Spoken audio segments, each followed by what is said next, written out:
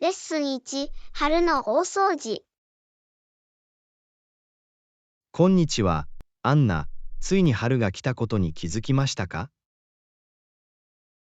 こんにちは、ジョン。はい、冬が終わってよかったです。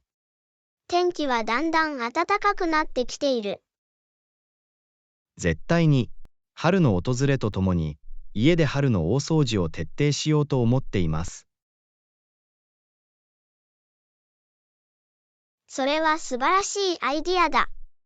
清潔で整頓された生活空間はいつも新鮮です。私も同感です。クローゼットを片付けることから始めたいです。もう着ない服がたくさんある。そこから始めるのがいいでしょう。それぞれの項目に目を通し、まだ必要か欲しいかを判断することをお勧めします。それは理にかなっています。寄付したい服は取っておいて、実際に着る服のためのスペースを増やします。それは賢いアプローチです。その間、窓を掃除してより自然光を取り入れることもできます。良い点です。窓掃除を見落としがちだけど、部屋を明るくする上で大きな違いが出る。絶対に。また、家具にホコリを払い、カーペットに掃除機をかけて、溜まった汚れを取り除くことを忘れないでください。そうだね。表面はしっかり拭き取って、床をしっかり掃除するよ。考慮すべきもう一つのタスクは、キッチンキャビネットの整理です。期限切れの食品を処分する絶好の機会です。それは良い提案です。賞味期限をすべて確認して、食べても安全ではなくなったものは捨てます。また、冷蔵庫も忘れずに掃除してください。棚と引き出しをすべて取り出して、よくこすってください。それをチェックリストに追加します。冷蔵庫を清潔に保ち、不快な匂いを防ぐことが大切です。最後に、屋外の清掃を忘れないでください。パティオを掃除し、グリルを掃除して、庭に植える準備をしてください。素晴らしいアイデアです。屋外でもっと時間を過ごすのが待ちきれないので、屋外のスペースも必ず片付けておきます。それは包括的な春の大掃除計画のように思えます。頑張ってください。清潔で整理された家を楽しんでいただければありがと幸いです。うございます。ご提案ありがとうございます。クリーン&リフォームを楽しみにしています。レッスン2、クリエイティブな趣味とスポーツ。アンナさん、こんにちは。新しいプロジェクトに取り組んでいます。私たちの作品を共有したいですか？こんにちは、ジョン。もちろん、あなたが何に取り組んできたか見てみたいです。何を作ったの？風景画の練習をしてきました。これは私がキャンバスに撮った美しい夕日の写真です。うわ、それは印象的です。色はとても鮮やかで、本当に夕日の本質を捉えましたね。ありがとう。絵を描くことは、リラックスして自分の創造性を表現するのに最適な方法だと思います。あなたはどう？クリエイティブな趣味はある？間違いない。私はギターを弾くのが好きです。リラックスして美しいメロディーを作ることができます。すごいですね。楽器を演奏することは、自分を表現する素晴らしい方法です。本当にそうです。音楽には言葉だけでは伝わらない感情を伝える方法がある。それは世界共通の言語だ。これ以上は同意できませんでした。アートと音楽がいかに異なる文化や背景を持つ人々をつなげることができるのか、興味深いです。絶対に。それは障壁を越える強力なコミュニケーション手段です。人脈といえば、スポーツをするのが好きですか？はい、そうです。私はサッカーの大ファンです。私は友達と試合を観戦するのもプレーするのも楽しい。サッカーは素晴らしいスポーツです。チームワーク、戦略、身体的な敏捷性が必要です。まさに、アクティブな状態を保ち、協調性と持久力を向上させるのに最適な方法です。私自身はバスケットボールが好きです。このゲームのテンポが速いから気を抜かず、とても楽しい。バスケットボールも素晴らしい。精度、射撃スキル、そしてチームとしての協力がすべてです。間違いなく。スポーツは身体を健康に保つだけでなく、規律やスポーツマンシップなどの重要なライフスキルを教えてくれます。絶対に。また、新しい人と出会い、永続的な友情を築く機会も提供します。まさにその通りだ。スポーツには人々を結びつけ、共同体意識を育む方法があります。これ以上は同意できませんでした。それが創造的な趣味であろうとスポーツであろうと、私たちが楽しむ活動に従事することは私たちの幸福にとって不可欠です。確かに、人生に喜びと充実感をもたらしてくれるので、情熱や追求に時間を割くことは重要です。よく言った。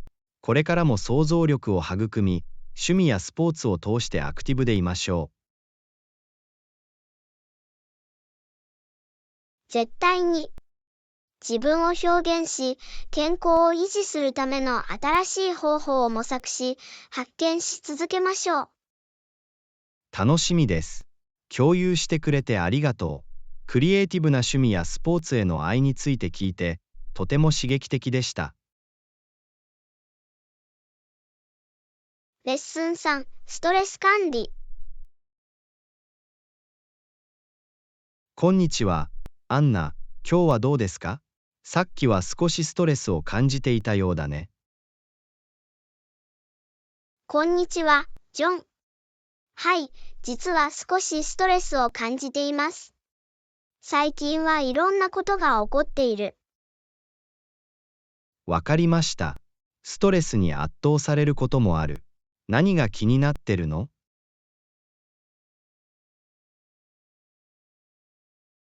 さて、明日、仕事で大事なプレゼンテーションがあって、緊張しています。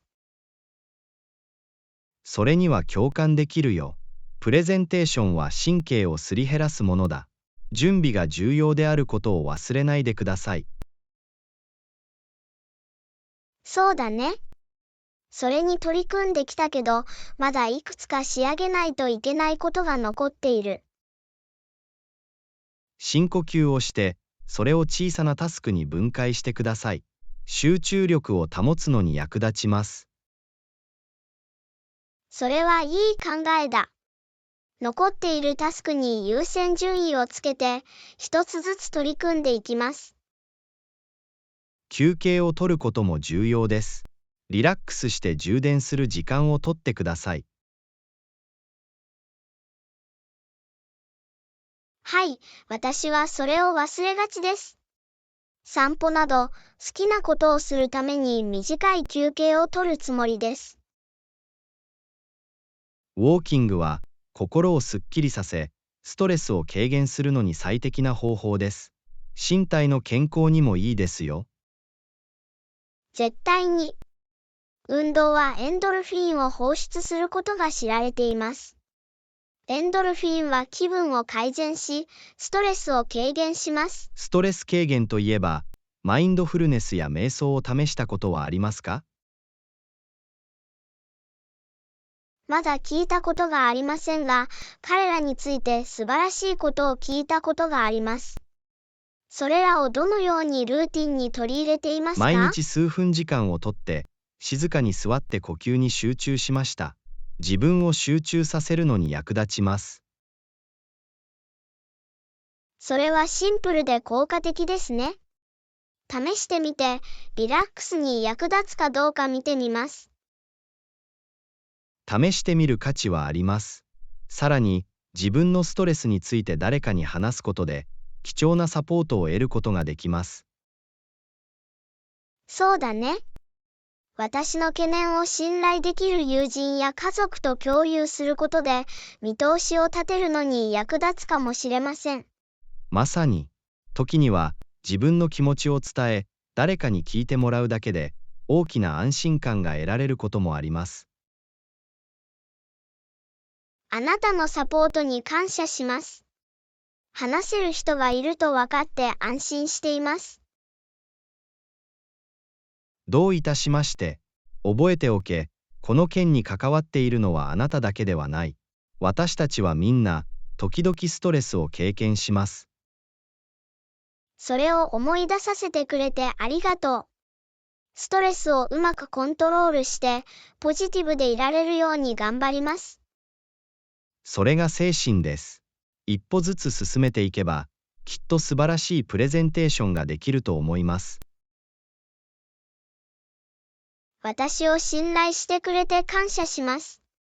あなたの言葉は私が前に進み続けるよう励ましてくれます。これ持ってるだろ。集中して、自分のことを大ごとにして、自分の功績を祝うことを忘れないでね。レッスン4、コミュニケーションチャネル。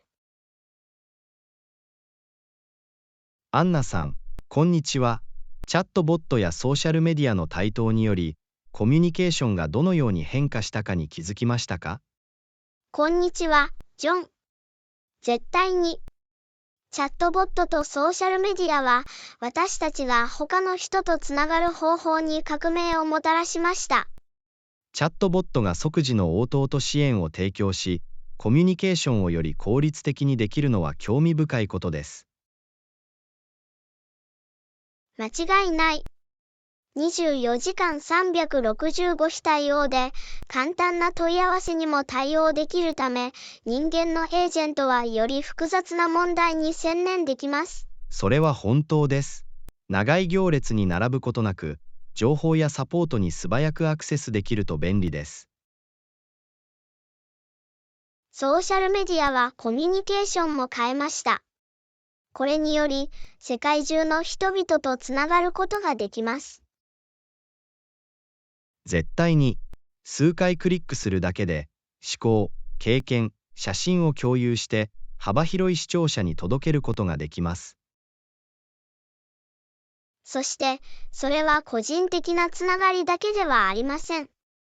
多くの企業が顧客との関わりや自社製品の宣伝にソーシャルメディアを利用しています。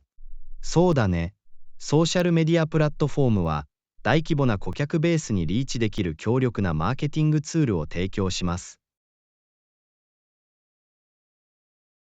さらに、ソーシャルメディアにより、オンラインコミュニティに参加したり、関心のある様々なトピックに関するディスカッションに参加したりできます。アイデアを交換し、多様な視点から学び、知識と理解を深める素晴らしい方法です。ただし、共有する情報とプライバシーへの潜在的な影響に注意することが重要です。絶対に、ソーシャルメディアプラットフォームのセキュリティ設定とプライバシーポリシーには常に注意を払い、認識しておく必要があります。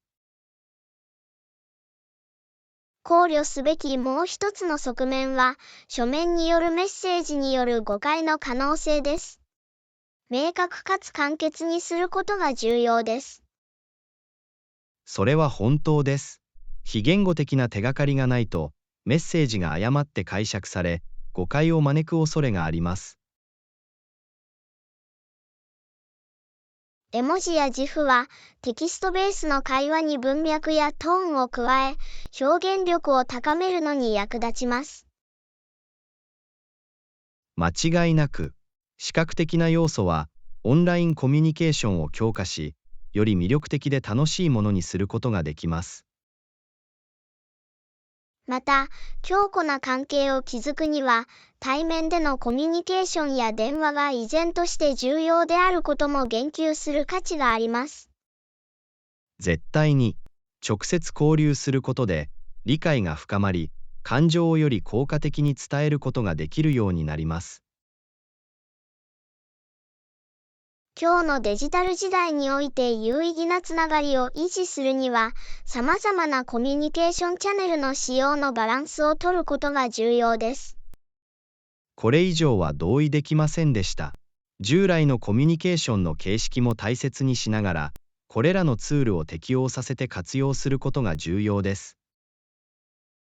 まさに、チャットボット、ソーシャルメディア、その他のチャンネルを注意深く活用することで、コミュニケーション体験を向上させることができます。よく言った。他の人と効果的につながり、交流するために、引き続きこれらのコミュニケーションチャンネルを探求し、ナビゲートしていきましょう。絶対に。デジタル時代の一端を担い、そのポテンシャルを生かして有意義な交流ができるのは、今がエキサイティングな時代です。楽しみです。チャットボットとソーシャルメディアがコミュニケーションに与える影響について議論していただきありがとうございます。レッスン5、公共交通機関での冒険。こんにちはアンナ。公共交通機関で旅行したことがありますか？昨日、面白い体験をしました。こんにちは、ジョン。はい、以前公共交通機関に乗ったことがあります。あなたの冒険について教えてください。さて、ラッシュアワーに満員のバスに飛び乗ったのですが、席を探すのはかなりの冒険でした。ああ、想像できます。ピーク時にはバスが非常に混み合い、座席を見つけるのが難しい場合があります。確かに、旅のほとんどを立たせてしまいましたが、周囲を観察する機会にもなりました。それが公共交通機関の利点の一つです。街とそこに住む人々を間近で見ることができます。絶対に、様々な人生の歩みを持つ人々が、それぞれ独自のストーリーを持っていることに気づきました。公共交通機関を利用すると、都市の多様性と活気を垣間見ることができます。そうです。また、同乗者と会話を始める機会もありました。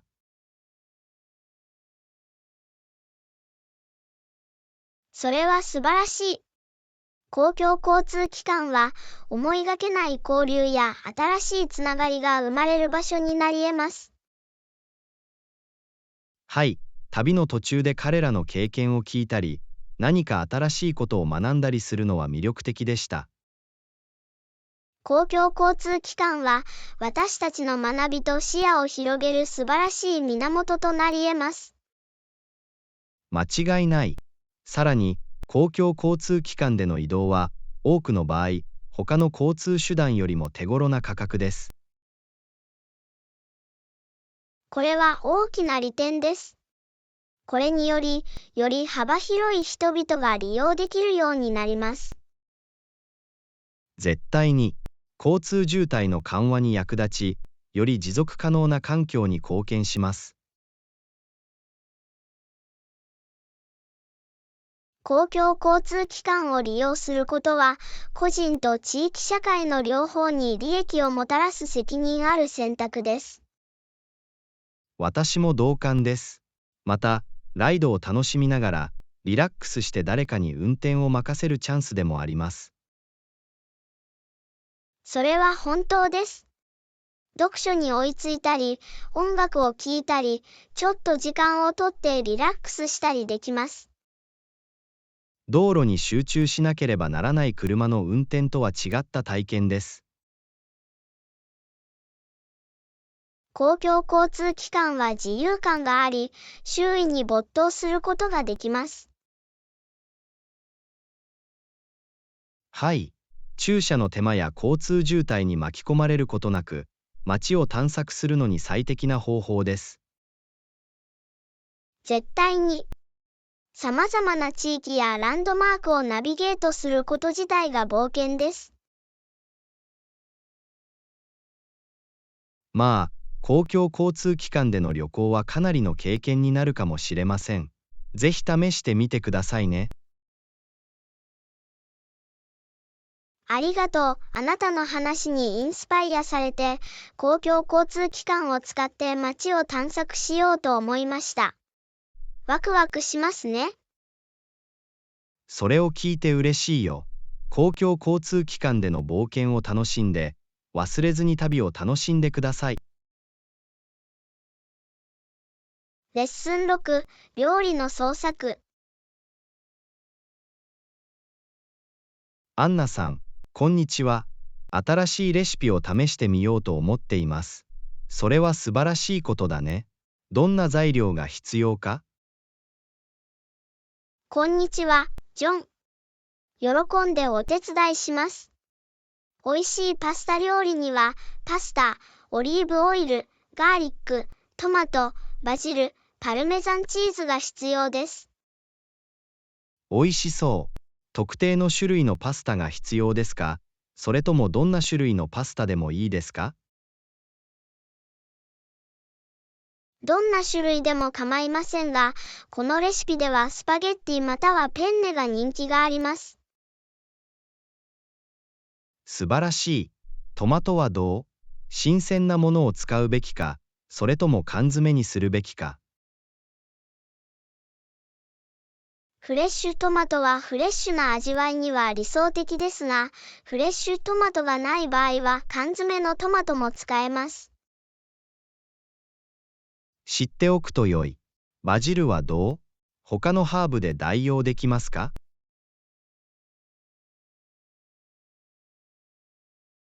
バジルは独特の風味を加えますが、持っていない場合は、代わりにパセリやオレガノを使ってみてください。それは役に立ちます。パルメザンチーズはどれくらい使えばいいの？また、他のチーズを代用してもいいですか？パルメザンチーズを約半カップすりおろして、その美味しい味を出すことができます。パルメザンチーズがない場合は、ペコリーノチーズやロマーノチーズでも代用できます。パーフェクト。さて、私たちの調理法は？具体的にやらなければならない手順はありますか？まず、パッケージの指示に従ってパスタを調理します。パスタが調理されている間に、フライパンでオリーブオイルを熱し、みじん切りにしたニンニクを黄金色になるまで炒めます。次に、刻んだトマトを加え、柔らかくなるまで調理します。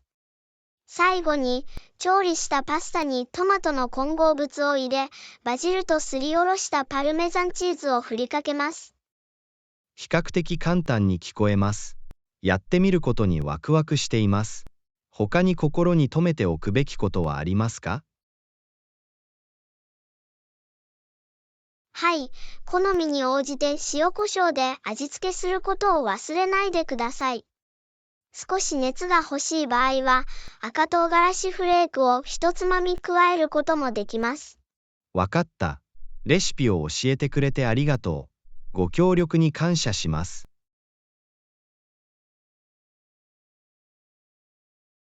レッスン7、支払い条件の交渉。アンナさん、こんにちは。プロジェクトの支払い条件について話し合うことはできますか？こんにちは、ジョン。もちろん、支払い条件についてどう思いますか？分割することを考えていました。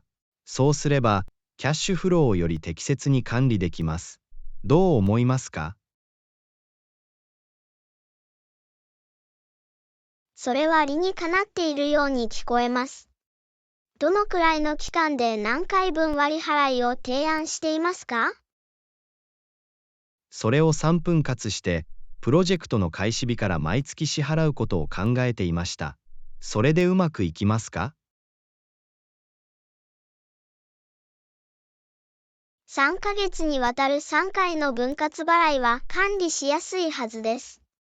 ただし、2ヶ月など、もっと短い期間で交渉できればいいのですが、どう思いますか？より短い時間枠を希望していることを理解しています。1回目の支払いはプロジェクトの開始時で、2回目の支払いは1ヶ月後というように、妥協して合意しましょう。それは受け入れられるだろうか？それは私には公平に聞こえます。合計金額が2回に分かれている限り、あなたの提案には賛成します。素晴らしい。それでは、支払い方法について説明しましょう。支払いをどのように受け取りたいですか？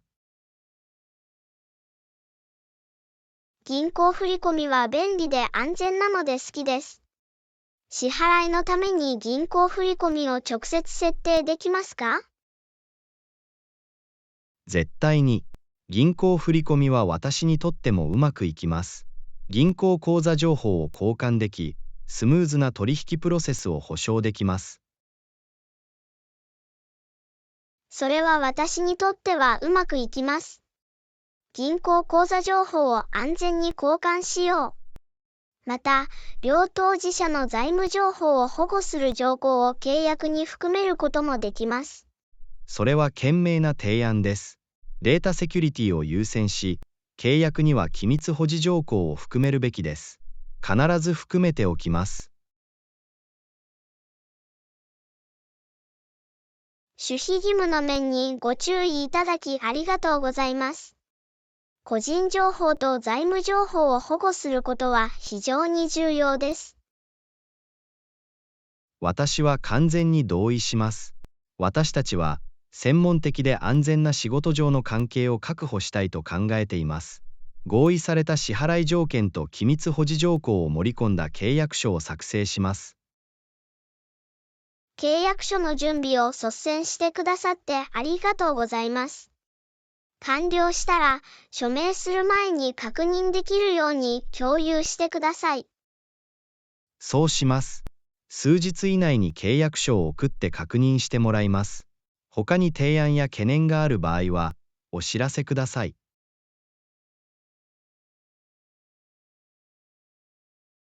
あなたの迅速な行動に感謝します。契約書を注意深く見直し、提案や説明があれば折り返し連絡します。ありがとうございます。皆様からのご意見を大切にし、支払い条件を確定し、プロジェクトを進めることを楽しみにしています。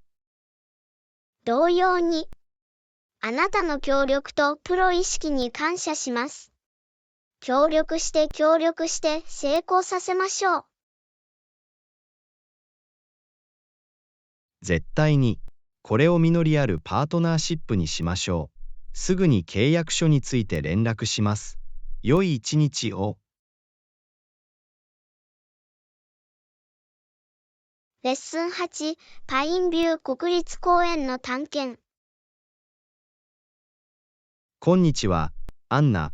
パインビュー国立公園について聞いたことがありますか？ここから車でたったの2時間だ。こんにちは、ジョン。いいえ、聞いたことがありません。パインビュー国立公園は何が特別なの？さて、その素晴らしい自然の美しさで知られるパインビュー国立公園と呼ばれる国立公園があります。ハイキング、キャンプ、野生動物観察に最適な場所です。すごいですね。私は自然を探検するのが大好きです。そこにはどんな野生動物が見られるでしょうか？パインビュー国立公園には、キツネ、さらには珍しい鳥類など、様々な野生生物が生息しています。自然愛好家にとってはパラダイスです。このような多様な野生生物を間近で見ることができてワクワクします。公園内にガイド付きツアーやトレイルはありますか？はい、公園にはガイド付きツアーやよくマークされたトレイルがあります。それらは有益な体験を提供し、公園の見どころを見逃さないようにしてくれます。それは素晴らしい。公園の動植物についての洞察を提供してくれるガイドがいる方がいいです。ツアーは毎日利用できますか？ガイド付きツアーは毎日開催されていますが、スケジュールを確認して事前に予約し、場所を確保しておくと良いでしょ必ず事前に計画を立て、ガイド付きツアーを予約します。見逃してはいけない特定のアトラクションやビューポイントはありますか？絶対に。必見のアトラクションの一つは、カスケードフォールズと呼ばれる息を飲むような滝です。写真撮影やリラクゼーションに最適なスポットです。滝の音はすごい。そこで素晴らしい写真を撮れることを想像できます。メイントレイルからのアクセスは簡単ですか？はい、カスケード滝はメイントレイルから簡単にアクセスできるので、その美しさを楽しむために人里離れた場所に行く必要はありません。それは便利です。カスケード滝を訪れ、その美しさをカメラのレンズで捉えるのが楽しみです。忘れられない経験になるでしょう。さらに、ボートや釣りを楽しめるパインビュー湖と呼ばれる穏やかな湖もあります。ああ、私は水の近くにいるのが大好きです。ボートや釣りはリラックスして公園の静けさに浸るのに最適な方法のようです。絶対に。パインビュー、レイクは、これらのアクティビティに最適な静かで美しい環境を提供します。リラックスしたり、自然と触れ合ったりするのに最適な場所です。今、パインビュー国立公園を探索するのが待ちきれません。車ですぐのところに隠れた宝石のようです。これを私と共有してくれてありがとう。どういたしまして。パインビュー国立公園を紹介できて嬉しいです。まさに自然の素晴らしさを体感できる場所です。あなたの推薦に感謝します。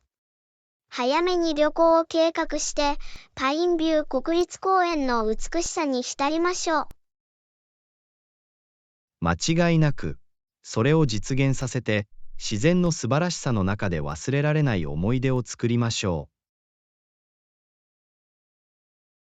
ワクワクするよ。自然にはたくさんの魅力があり、探検したり鑑賞したりする機会があることに感謝しています。旅の計画を始めましょう。同意した。計画を始めて、パインビュー国立公園での冒険に満ちた旅の準備をしましょレッスン9、アウトドア旅行の計画。アンナさん、こんにちは。アウトドア旅行の準備をしています。テント、寝袋、虫除けを詰めました。それも持ってきます。他に考慮すべきことはある？こんにちは、ジョン。準備は万端だね。救急箱を持ってくるのを忘れないでね。万が一の場合に備えて、基本的な医療用品を用意しておくことが不可欠です。それは良い点です。安全は常に優先されるべきだ。包帯、消毒剤、その他必要なものが入った救急箱を必ず用意しておきます。素晴らしい。また、旅行に必要な食料と水を用意することも忘れないようにしましょう。野外活動中は、水分補給と活力を保つことが重要です。絶対に、携帯用の浄水器とエネルギーバーを持ってきます。そうすれば、清潔な飲料水と、必要に応じていつでも軽食を摂ることができます。パーフェクト。特に身体活動中は、水分補給と栄養補給が不可欠です。また、食事制限や好みについても考慮する必要があります。そうだね。みんなの食事のニーズに応えることは重要です。適切な食事の選択肢があるかどうか、みんなと再確認します。それは君への思いやりだ。全員の健康を優先し、全員が快適で包容されていると感じられるようにすることが重要です。間違いなく、必需品に加えて、ボードゲームやダウンタイム用のカードデッキなどのエンターテイメントオプションも用意する必要があります。それは素晴らしいアイディアだ。旅行中にリラックスしたり絆を深めたりするためのエンターテイメントオプションがあるのはいつも楽しいです。絶対に、アウトドアアクティビティだけでなく、他の旅行者との交流を楽しむことも重要です。私は完全に同意します。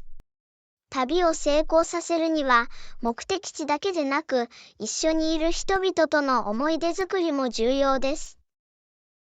これ以上同意できませんでした。この旅行で忘れられない思い出を作り、絆を強めることを楽しみにしています。私も。アウトドアアドベンチャーには、人々の距離を縮め、永続的なつながりを築く方法があります。素晴らしい体験になるでしょう。これ以上は同意できませんでした。この機会を最大限に生かして、一緒に自然の美しさを味わいましょう。絶対に。熱意と心を開いてこの冒険に乗り出しましょう。新しいことを探求し、発見できることにワクワクしています。同様に、この旅を笑い、探求、そして友情に満ちた思い出深いものにしましょう。これ以上うまく言えなかったよ。外に出て素晴らしい思い出を作ろう。この旅を始めるのが待ちきれません。期待が高まっています。忘れられない体験をする準備をしましょう。それを実現させよう。レッスン10、コージーキャビンリトリート。アンナさん、こんにちは。次の休暇を考えています。山の中の居心地の良いキャビンリトリートはいかがですか？こんにちは、ジョン。ワクワクしますね。自然に囲まれた静かな小屋に逃げるというアイデアが大好きです。このリトリートのビジョンは？そびえ立つ木々に囲まれた魅力的なキャビンを想像します。居心地の良い暖炉があり、山々の美しい景色を眺めることができます。それは本当に楽しいですね。キャビンリトリートはリラックスして自然と再会する絶好の機会です。まさに、都会の喧騒から離れ、山々の静けさと美しさを満喫するチャンスです。これ以上は同意できませんでした。忙しい生活から一休みして、自然に包まれて安らぎを見つけることが大切です。絶対に、自然は私たちの精神を若返らせ、心に安らぎと明快さをもたらす方法を持っています。私は完全に同意します。それで、このキャビンリトリートで何か特定の場所を考えているの？ウィスパリングパインズという静かな山あいの町について聞いたことがあります。息を飲むような景色と居心地の良いキャビンレンタルで知られています。ウィスパリングパインズは私たちの隠れ家に最適な場所のようですね。自然の心地よい音を聞きながら目覚めることはもう想像できます。それはまさに私が考えていたことです。日中はハイキングに出かけ、夜は暖炉のそばでくつろぐことができます。私を頼りにして、トレイルを探索し、周囲の美しさに浸るのは素晴らしい冒険のように思えます。ワクワクしてくれて嬉しいよ。夜には星空を眺めることもできます。街の明かりから離れると、空は魅惑的な光景になります。ああ、私は星空観察が大好きです。宇宙の広大さを理解し、畏敬の念と不思議を感じるのに最適な方法です。これ以上は同意できませんでした。夜空の美しさを目の当たりにし、宇宙における私たちの位置を理解するのは謙虚な経験です。絶対に。私たちが自然界とその向こうにある不思議とどれほど相互に結びついているかを思い出させてくれます。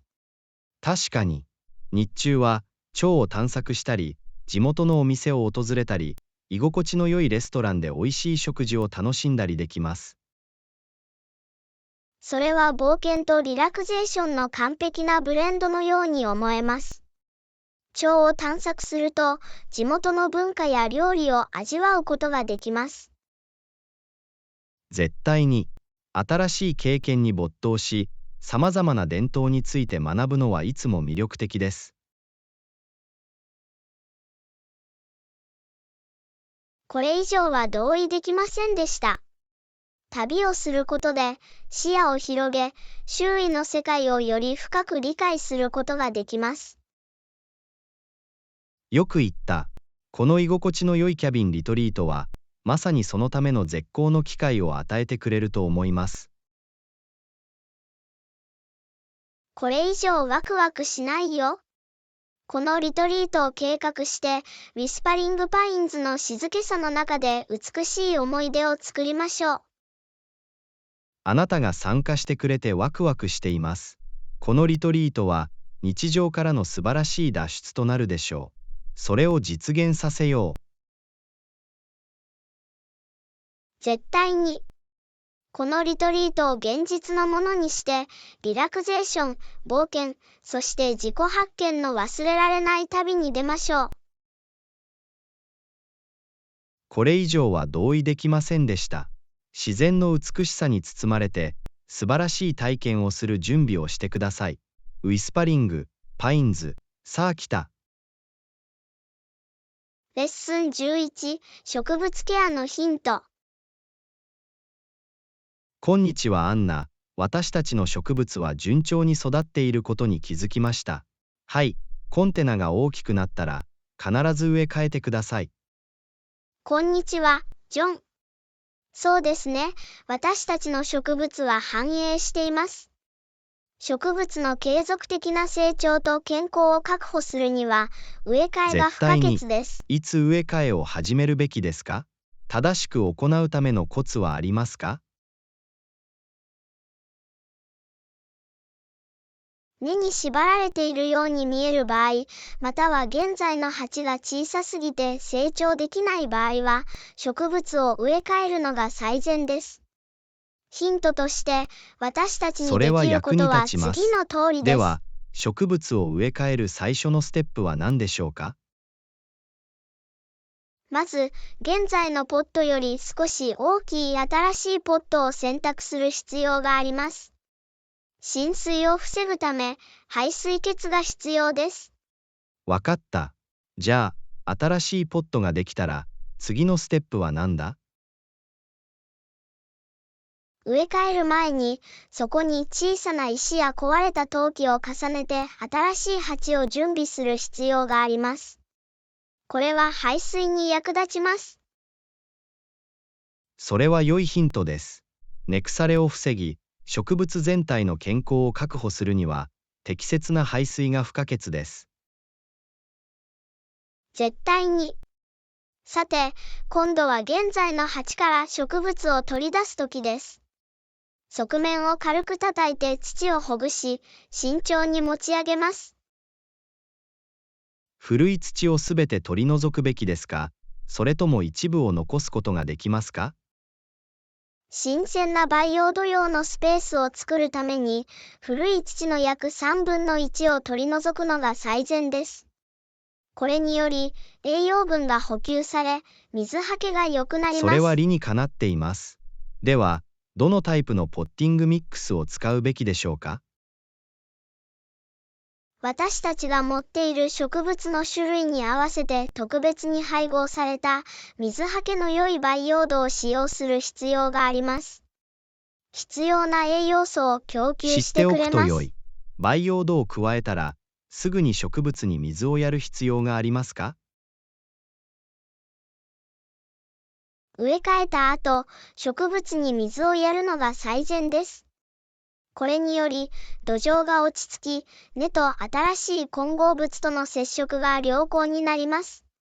それは重要です。植え替えた植物には、どれくらいの頻度で水をやるべき？植え替え後は、植物に十分に水をやり、土壌水分を監視する必要があります。土の一番上の端が乾いたと感じたら水をやります。土の水分に気をつけておきます。植え替え後に注意すべきケアのコツは他にありますか？はい、植え替えた植物を特定のニーズに合わせて適切な量の日光が当たる適切な場所に置くことが重要です。したがって、各植物の光要件を検討し、植物が繁栄するのに適した場所を見つける必要があります。まさに。また、植え替えた直後に植物に肥料を与えないようにすることをお勧めします。最初に調整する時間を与えてください。それは貴重なヒントです。植物が新しい家に落ち着くには、忍耐が鍵となります。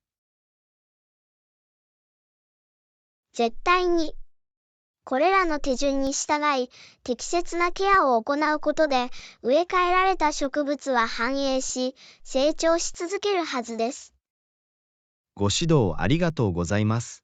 私たちの植物は、これらのお手入れのコツからきっと恩恵を受けるでしょう。ありがとうございます。レッスン12、オンラインフードデリバリー。アンナさん、こんにちは。素晴らしいレストランをオンラインで見つけました。今すぐ注文すると、美味しい食事が玄関先まで届けられます。こんにちは、ジョン。素晴らしいですね。美味しそうな料理にふけるのが待ちきれません。どんな料理が注目されましたか？さまざまなオプションがあります。特製ピザとカリカリの手羽先を注文しようと思っています。何が好きですか？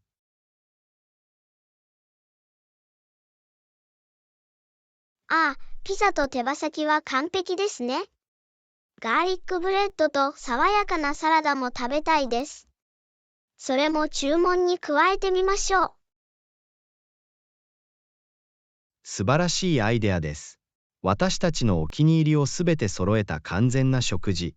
考えているだけでお腹が空いてきます。私も。それでは、オーダーをカスタマイズしたいサイズと追加のトッピングやソースを選びましょう。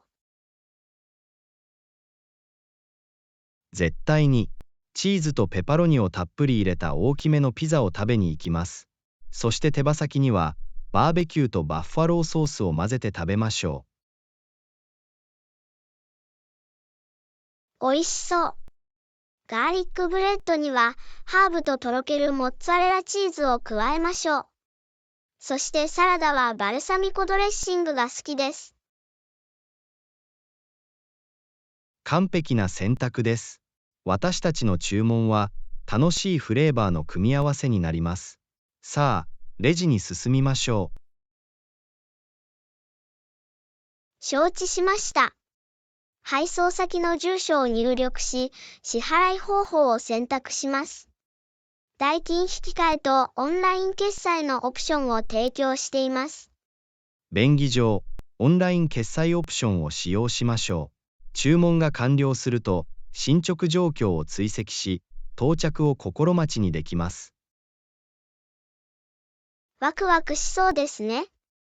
配達状況を追跡し、食べ物が届く瞬間を予測するのはいつも楽しいです。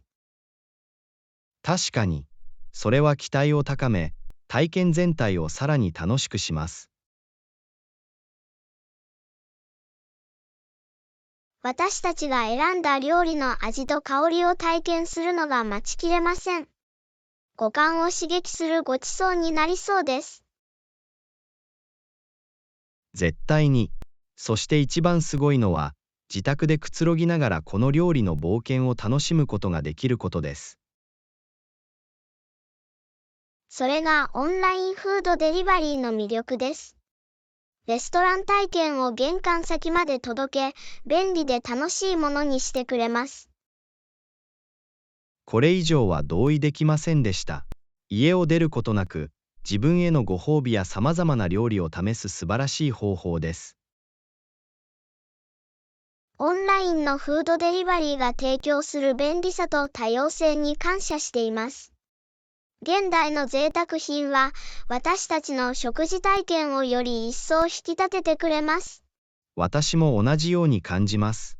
さあ、美味しそうな食事が届くのを心待ちにしましょう。きっと待つだけの価値があると思います。絶対に。私たちの家に心地よい香りが漂うことはもう想像できます。思い出に残る食事体験になるでしょう。ワクワクしています。オンラインのフードデリバリーアドベンチャーが待っています。一口一口味わって、この特別なごちそうを楽しみましょう。レッスン13、アポイントメントをスケジュールする。アンナさん、こんにちは。重要な予定を立てる必要があります。その方法について何か提案はありますか？こんにちは、ジョン。確かに、あなたは正しい方向に進んでいます。最善の方法は、サービスプロバイダーに直接連絡することです。プロセスを案内してもらいます。それは理にかなっています。じゃあ明日約束するよ。彼らに連絡する前に何を考慮すべきですか？電話する前に、空き状況、希望日、特定の要件など、必要な情報がすべて手元にあることを確認してください。良い点です。準備しておくと、アポイントメントのスケジューリングプロセスを合理化するのに役立ちます。事前に詳細を全部集めておきます。素晴らしい。電話をかけるときは、礼儀正しく、ニーズを明確に伝えてください。彼らはあなたの明快さを高く評価するでしょう。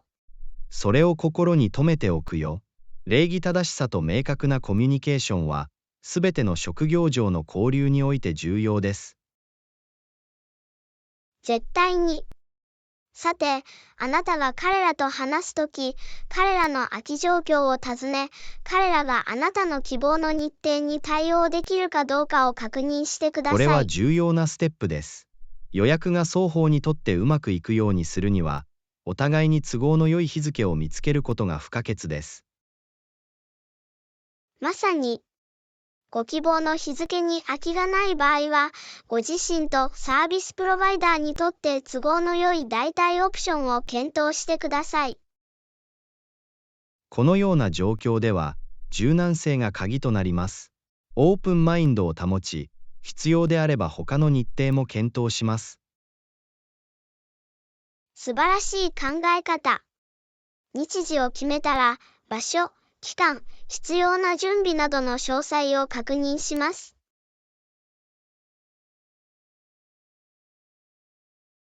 誤解や混乱を避けるためには、詳細を確認することが重要です。予約を確定する前に、すべてが明確であることを確認します。それは賢明なアプローチです。詳細を再確認することで、関係する双方にとってスムーズな体験が保証されます。絶対に。さて、電話を終了する前に、彼らの援助に感謝の意を表し、さらに必要な手順や書類を確認してください。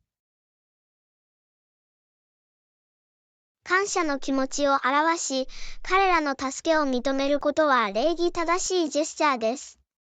ポジティブな印象を残し、良好な関係を築くのに役立ちます。これ以上は同意できませんでした。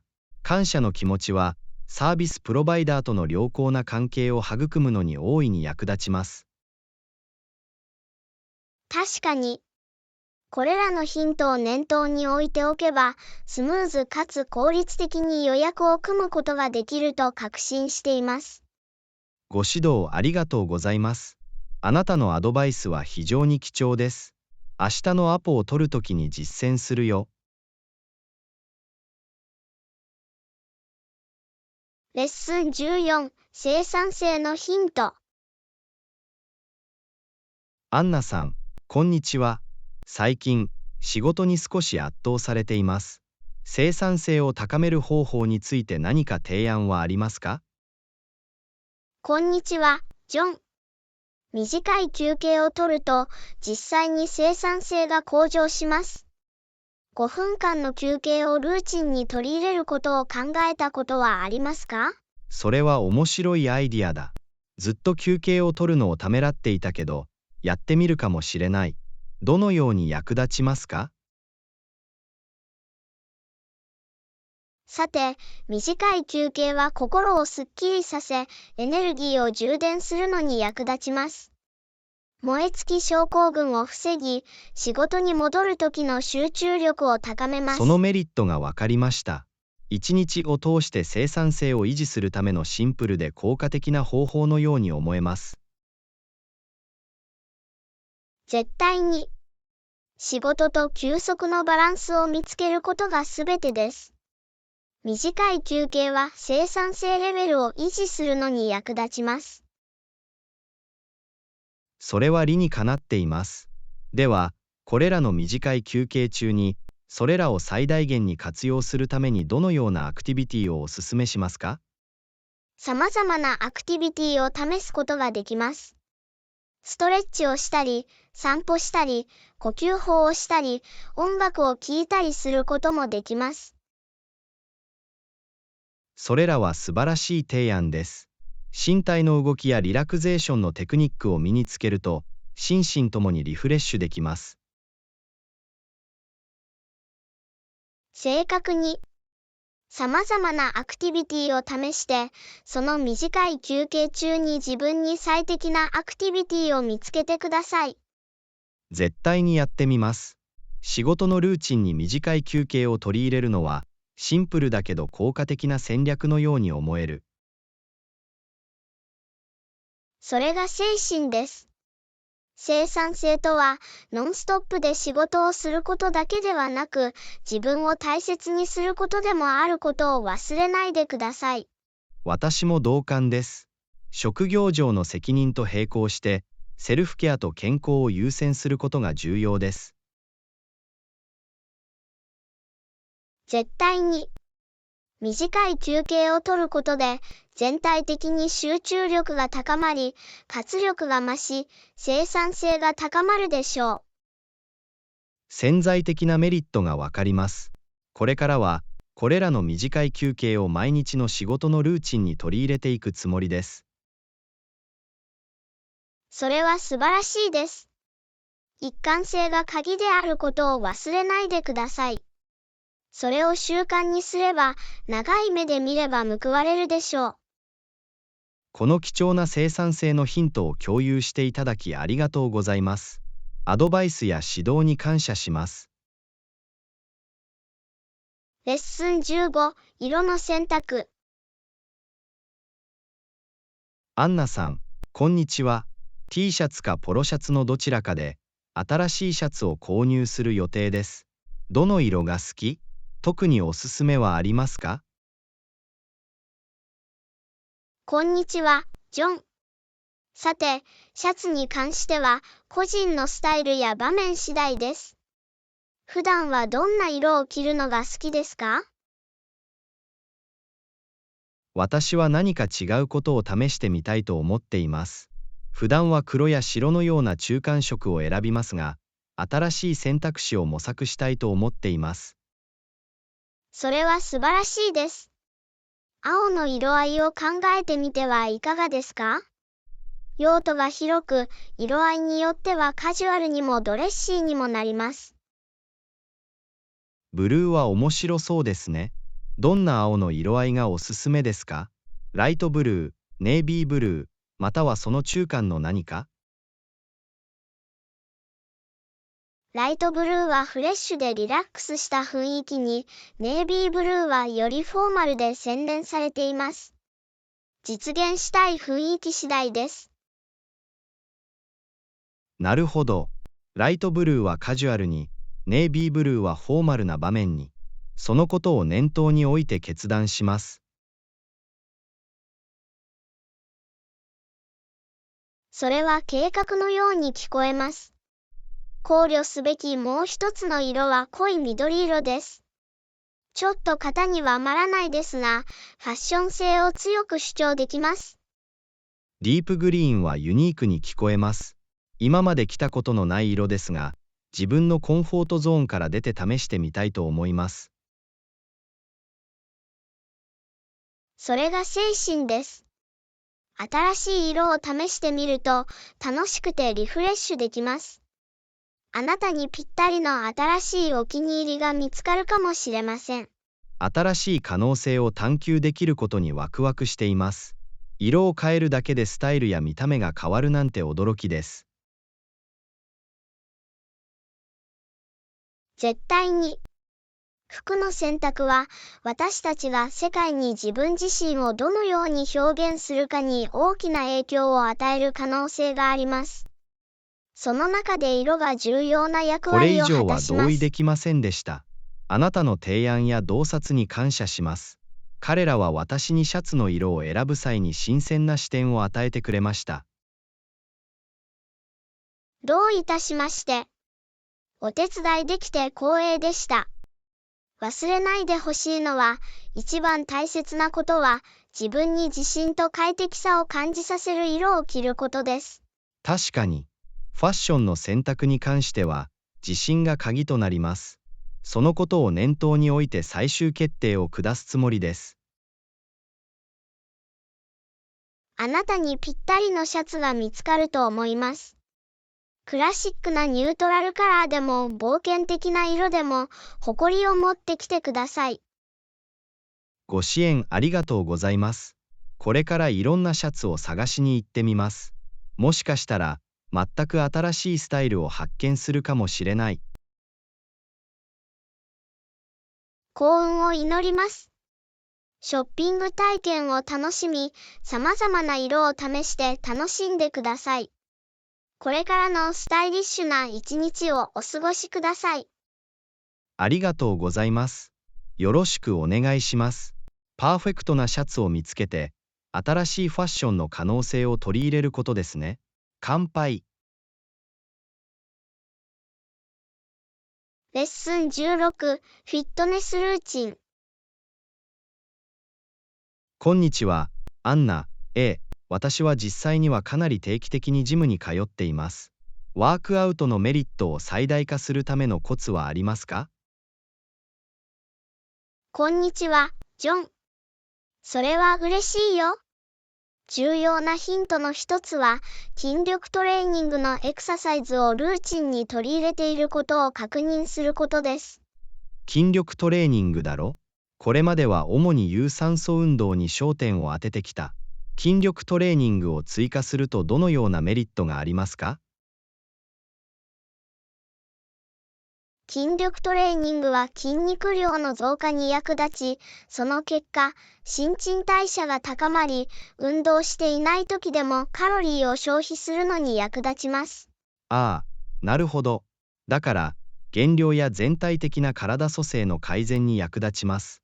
それが取り入れ始める正当な理由のように思えます。絶対に。また、骨密度、関節の安定性、日常活動における全体的な機能強度の向上にも役立ちます。それは素晴らしいです。総合的なフィットネスを強化して、日々の生活で強くなりたいと強く思っています。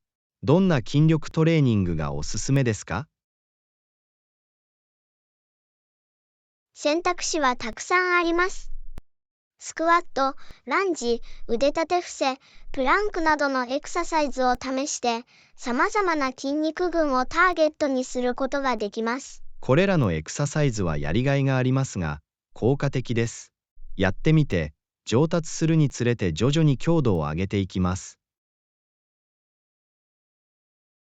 それが精神です。まずは正しいフォームから始め、徐々に体重や難易度を上げて怪我をしないことが大切です。それを心に留めておくよ。安全は常に最優先だ。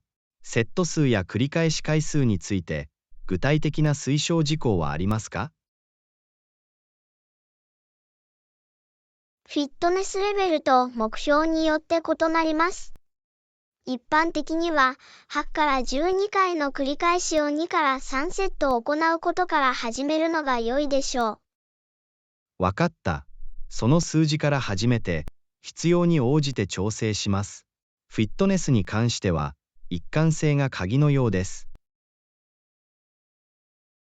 絶対に。一貫性と全身的なオーバーロードは、結果を確認し、時間をかけて体力を向上させるために不可欠です。一貫性を保ちながら、自分自身に挑戦していきたいです。献身と努力があれば進歩できると分かっていると、モチベーションが上がります。それが正しい考え方です。体の声に耳を傾け、必要な時に休息し、最適な回復のために栄養価の高い食事でエネルギーを補給することをこれら忘すべてのれないで要因をください。念頭に置いておきます。ご指導と励ましをありがとうございます。フィットネスの旅を次のレベルに進めようという気持ちにさせてくれます。どういたしまして。お役に立ててよかったです。フィットネスは個人的な旅であり、完璧ではなく進歩のためのものだということを忘れないでください。賢い言葉。改めて、ありがとうございます。強くて健康な未来へ。乾杯。レッスン17、カーディオチョイス。アンナさん、こんにちは。有酸素運動用のものが欲しいです。心拍数を上げることができるエクササイズについて何かアドバイスはありますか？こんにちは、ジョン。有酸素運動にはたくさんの選択肢があります。ランニングやジョギングを考えたことはありますか？ランニングやジョギングは素晴らしいですね。心臓血管の健康状態を改善する効果的な方法だと聞きました。初心者向けのコツは？絶対に。快適なペースから始めて、フィットネスが向上するにつれてランニングの時間と強度を徐々に増やしてください。それは理にかなっています。ゆっくり始めて、時間をかけて持久力をつけていきます。他に検討すべき有酸素運動はありますか？間違いない。サイクリングも素晴らしい選択肢です。屋外で自転車に乗ったり、ジムでエアロバイクを使ったりできます。サイクリングは面白そうですね。インパクトの少ないエクササイズだよね。それは私の関節に良い代替手段になるかもしれない。はい。サイクリングは関節に優しく、心血管系のトレーニングにも優れています。さらに、屋外でサイクリングをしている場合は、景色を楽しむことができます。それはおまけです。エクササイズとアウトドアを組み合わせることは、モチベーションを維持するための素晴らしい方法のように思えます。他に何か提案はありますか？縄跳びをしてみてはいかがですか？シンプルで手頃な価格で、どこでもできます。さらに、コーディネーションを向上させる全身トレーニングです。縄跳びは楽しそう。子供の頃よくやった。もう一度やってみるよ。子供の頃のアクティビティがフィットネスにいかに有益であるかは驚くべきことです。絶対に。時には、最も単純なエクササイズが最も大きな影響を与えることがあります。もう一つの選択肢は水泳です。これは関節へのストレスを最小限に抑えた全水泳は身トレー爽快ニングです。に聞こえます。全身を鍛えながらクールダウンするのに最適な方法です。カーディオルーチンに追加することを検討します。それはいい考えだ。有酸素運動を組み合わせることで、ワークアウトを面白く保ち、様々な筋肉群に挑戦できます。バラエティは魅力的に聞こえます。これらすべての提案に感謝します。有酸素運動にはたくさんの選択肢があることを知って刺激を受けます。どういたしまして。楽しいアクティビティを選ぶことを忘れないでください。そうすることで、長期的に一貫性とモチベーションを維持しやすくなります。賢明なアドバイス。フィットネスルーチンにこだわるには、楽しむことが鍵です。完璧な有酸素運動を見つけ、より健康になるための秘訣です。レッスン18、ゲッタウェイアクティビティ。こんにちはアンナ。私は休暇を計画しています。興味があるんですが、休暇でどんなアクティビティに興味がありますか？こんにちは、ジョン。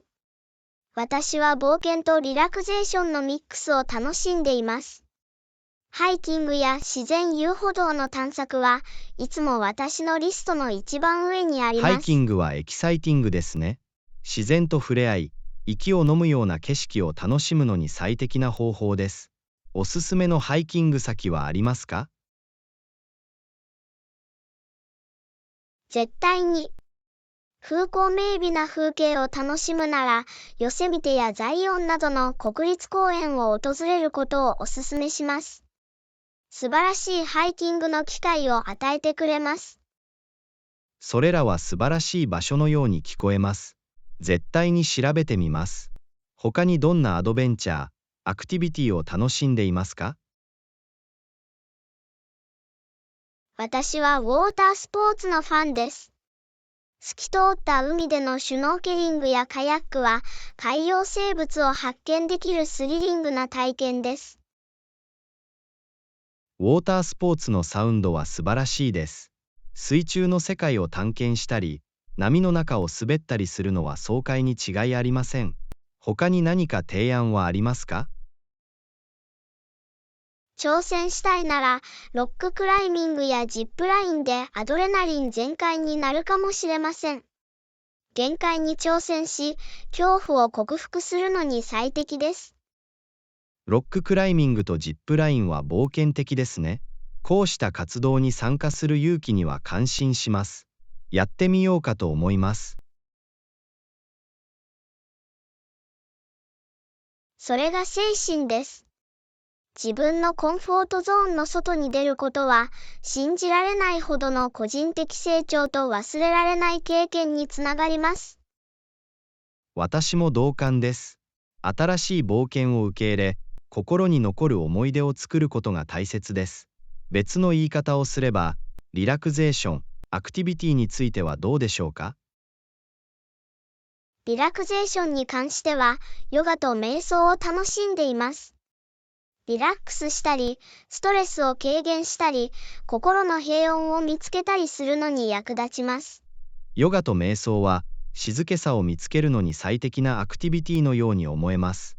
アクティブな冒険をどう補完するのかがわかります。絶対に。充実した休暇を過ごすには、興奮とリラクゼーションのバランスを取ることが重要です。特に好きなリラクゼーションアクティビティはありますか？ビーチで良い本を読んだり、自然の中で長い散歩をしたりすると、信じられないほど落ち着きます。元気を取り戻し、熟考させてくれます。